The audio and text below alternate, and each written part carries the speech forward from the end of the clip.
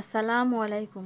গতকাল রাতে আমার আম্মুরা ঢাকার উদ্দেশ্যে রওনা দিচ্ছে, আর আমার আম্মুদের সাথে আমরাও গিয়েছিলাম কাউন্টারে আম্মুকে বাসে তুলে দেওয়ার জন্য। আমি, আমার ভাই, আমার মেয়ে আর আম্মু আব্বু তো যাচ্ছেই।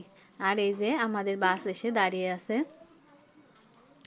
এবার আমার আম্মু আব্বু বাসে উঠবে আর আমার ভাই বাসে উঠিয়ে দিচ্ছে। যে আমার আম্মু উঠছে, এবার আমার আব্বু উঠছে, আর এরপরে আমি আর আমার মেয়েও বাসের মধ্যে ঢুকছি। দেখছি যে আমার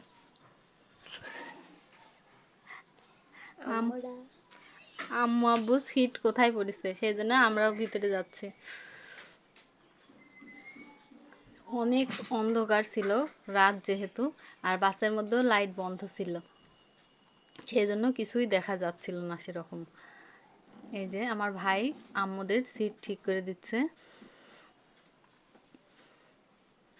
আর আমরা সবাই আম্মু আব্বুর পিছনে দাঁড়িয়ে আছি। আসলে আমার আম্মু আব্বু অনেক দিন কোথাও তারা যায় না, অনেক বছর পর তারা একসাথে তার মেয়ের বাড়িতে যাচ্ছে, তাও এত দূরে।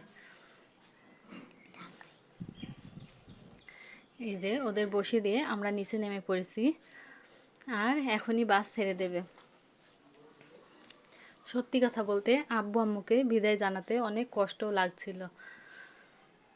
এই যে আব্বু আম্মু চলে যাচ্ছে, আর আব্বু আম্মু দুইজনেই আমাদের দিকে তাকিয়ে আছে। আমরা দুই ভাই বোন আর আমার মেয়ে আম্মুদের এদিকে আমরা দাঁড়িয়ে তাকিয়ে তাকিয়ে দেখছিলাম। এই যে আমার আম্মু আব্বু চলে যাচ্ছে। আপনারা সবাই দোয়া করবেন তারা যেন ঠিক উদ্দেশ্যে যেতে পারে। আল্লাহ।